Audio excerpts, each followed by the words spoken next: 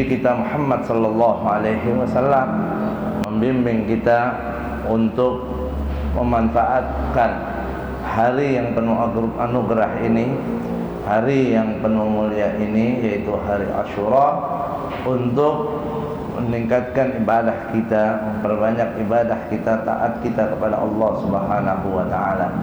Yang diantaranya Nabi kita Muhammad sallallahu alaihi wasallam memerintahkan kita di hari Asyura untuk kita melakukan puasa sunnah di dalamnya.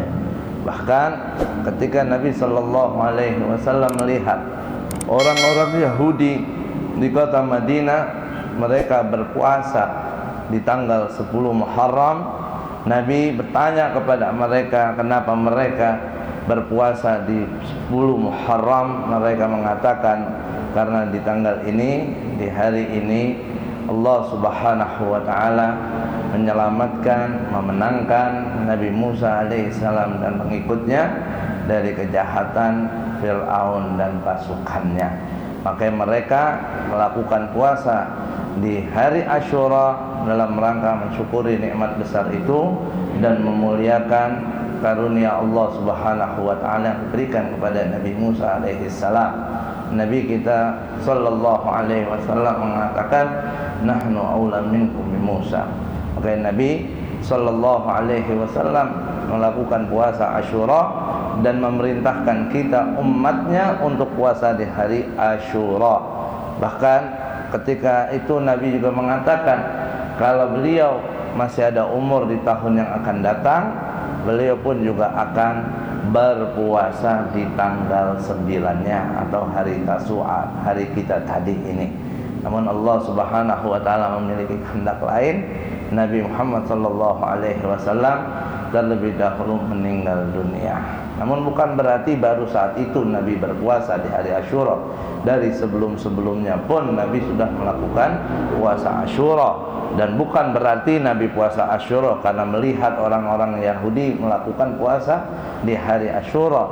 Justru Nabi sallallahu alaihi wasallam memerintahkan kita puasa di tanggal 9-nya agar kita berbeda juga dengan apa yang dilakukan oleh mereka orang-orang Yahudi.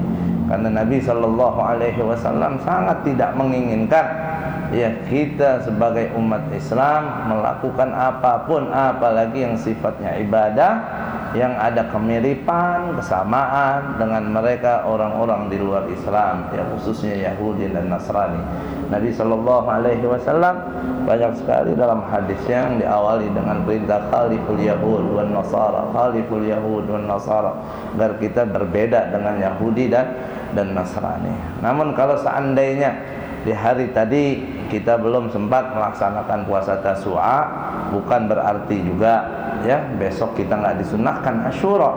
Ya setidaknya kalau memang sudah tertinggal kesempatan kita puasa sunnah di hari-hari yang lalu, ada kesempatan besok kita untuk melakukan puasa sunnah, dan yang paling afdal, yang paling muakkadnya yaitu di hari Asyura tanggal 10 Muharram. Jangan kemudian kita berpikir kalau 10 dong berarti sama dong sama Yahudi dan Nasrani. Bukan kita mengikuti mereka, tapi karena diperintahkan oleh Nabi kita Muhammad sallallahu alaihi wasallam, yang Nabi mengatakan tentang puasa Asyura, tasibu indallah ayyukafiras sanah lati qablahu. Ya, Nabi mengatakan dengan puasa Asyura ini aku memohon pada Allah Subhanahu wa taala menjadikan puasa Asyura sebagai kafarah, sebagai pelebur dosa 1 tahun yang sebelumnya atau 1 tahun yang lalu. Inilah untungnya kita jadi umat Nabi Muhammad sallallahu alaihi wasallam. Ya, banyak sekali sarana, wasilah yang bisa menghapuskan, melebur, menghilangkan dosa-dosa yang kita telah perbuat. Dengan catatan kita senantiasa mau mengikuti apa yang diperintahkan, yang disunahkan oleh Nabi kita Muhammad sallallahu alaihi wasallam. Oleh karenanya jangan sampai besok kita tidak melakukan puasa sunnah. Alhamdulillah, mudah-mudahan memang Allah masih memberikan kita panjang umur, sehat, afiat dalam iman, dalam Islam. Besok kita mendapatkan hari Asyura, hari yang mulia, hari yang mustajab berdoa, hari Allah lipatkan ganda ibadah di dalamnya, di bulan yang mulia ini, bulan Muharram. Karena belum tentu ya kita bakal ketemu Asyura di tahun-tahun yang akan datang. Ya, kesempatan ini jangan kita sia-siakan. Bisa boleh jadi ini adalah Asyura terakhir buat kita. Ya, kita ibadah, mudah-mudahan ya puasa kita, ibadah kita diterima oleh Allah. Ya, kesalahan, dosa-dosa kita diampuni oleh Allah Subhanahu wa taala. Itulah sikap kita umat Islam untuk menyikapi hari-hari mulia, hari yang gembira, atau ketika mungkin di situ ada saat yang tidak mengenakkan kepada kita, ada huzun, ada kesedihan, ya kita lakukan apa di dalamnya? Tetap mendekatkan diri kepada Allah Subhanahu wa taala dengan aneka ragam ibadah, aneka ragam taat, ya yang kita utamakan di situ apa yang diperintahkan oleh Nabi Muhammad sallallahu alaihi wasallam. Yaitu yang pertama tadi dengan kita berpuasa. Ya juga yang kedua, di hari Asyura kita dianjurkan oleh Nabi untuk kita melakukan tausiah alal iyal. Ya, kita senangkan keluarga kita. Kita memberi lebih ya kepada keluarga kita, kepada istri, anak kita, maksudnya orang-orang yang wajib kita nafkahi. Kita bedakan dari hari biasanya ya dengan niat kita menyenangkan mereka, dan insya Allah Allah akan membalas kepada kita. Allah menyenangkan kita dengan kesenangan yang berlipat ganda, yang memuaskan, yang menyenangkan keluarganya di hari Asyura. Allah Subhanahu wa taala akan menyenangkan, meluaskan rezekinya di waktu yang akan datang. Ya, kedepannya Allah bakal mudahin, bakal lapangin rezeki kita. Apalagi di zaman-zaman sekarang ini yang semua orang lagi teriak kesulitan ekonomi, ya merasakan krisis ekonomi, yang pekerjaannya banyak yang terhambat, bahkan dikeluarkan dari pekerjaan, yang dagangannya mungkin ada yang nggak laku atau lain sebagainya. Ya, itu secara zahir keadaan seperti itu. Kita punya Allah Subhanahu wa taala yang maha kaya, yang maha menentukan. Ya, praktek secara zahir syariat kita jalanin. Tapi kalau kita udah mintanya langsung yang menciptakan, yang menentukan semuanya, apalagi kita mengikuti makhluk yang paling dicintanya dalam keadaan apapun, insya Allah rezeki kita akan dimudahkan, diluaskan, dilapangkan oleh Allah Subhanahu wa taala.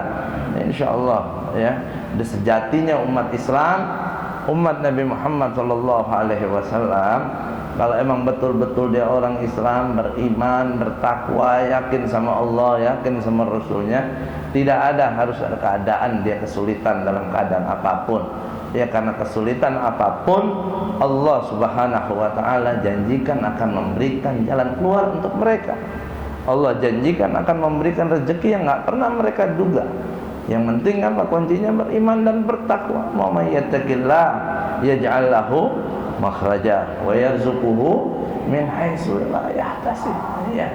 Ya, apapun yang terjadi di dunia kita dalam keadaan seperti ini, ya, jangan kemudian kita terbawa lemah juga seperti orang-orang yang enggak meyakini kekuasaan Allah Subhanahu wa taala. Kita harus kuat dalam keadaan apapun. Apalagi udah banyak ayat-ayat Quran, hadis-hadis Nabi yang memberikan bisyarah, ya, kabar gembira kepada kita untuk kesenangan, keselamatan kita, mau di dunia kita ataupun di akhirat kita. Makanya besok ya hari Asyura manfaatkan untuk banyak ibadah, banyak doa, kita puasa, kita berbagi, kita sedekah.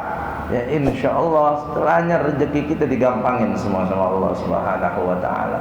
Ya, mudah-mudahan Allah Subhanahu wa taala memberikan taufik, hidayah, kekuatan kepada kita untuk menjalankan aneka ragam kebaikan di hari yang mulia besok, yaitu hari Asyura. Juga dianjurkan besok di hari Asyura kita membaca hasbunallah wa ni'mal wakil, ni'mal maula wa ni'man nasir. Ya, hasbunallah ni'mal wakil, Ni'mal maula wa ni'man nasir itu kita banyak baca sebanyak 70 kali ya. Nah, banyak 70 kali. Habis itu baca doanya 10 kali atau 7 kali. Ya, subhanallah ni'mal wakil ni'mal maula wa ni'man nasir. Habis itu baca doanya, enggak terlalu panjang juga. Bismillahirrahmanirrahim. Sallallahu ala sayyidina Muhammadin wa ala alihi wasallam. Subhanallah mi'al mizan wa muntahal ilm wa mablaghar ridha wa zinatal 'arsy la maja'a wa la manja min Allah illa ilaih. Subhanallah adada syafi' wal wad wa adada kalimatihi tammati kulliha nas'aluka salama kullaha bi rahmatika ya arhamar rahimin. Wala haula wala quwwata illa billahil aliyil azim wa huwa hasbi wa ni'mal wakil ni'mal maula wa ni'man nasir. Wa sallallahu ta'ala ala nabiyyina khairi khalqi sayyidina Muhammad wa ala alihi wasallama ajma'in. Itu dibaca 7 kali. Yang baca subhanallah 70, doa itu 7 kali.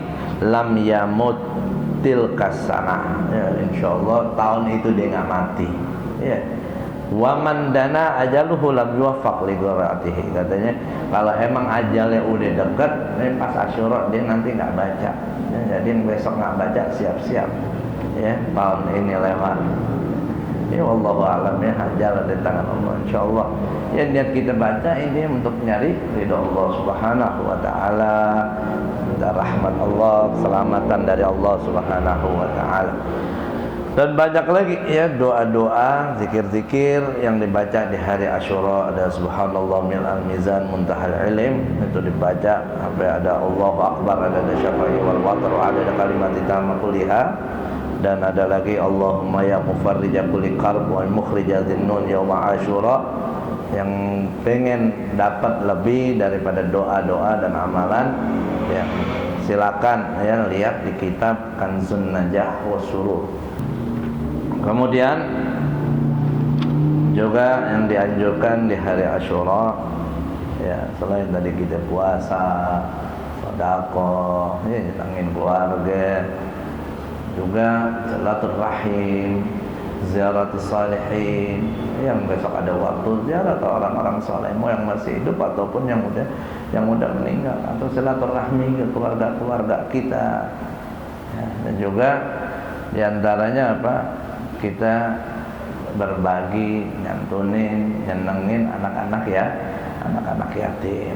Ya dianjurkan di hari Asyura juga untuk kita amalkan. Yang namanya berbagi, nyantunin anak yatim, ngasih kasih sayang kepada anak yatim juga bukan berarti di hari Asyura aja. Ya, ini kan amalan-amalan hampir setiap hari disunahin, dianjurin.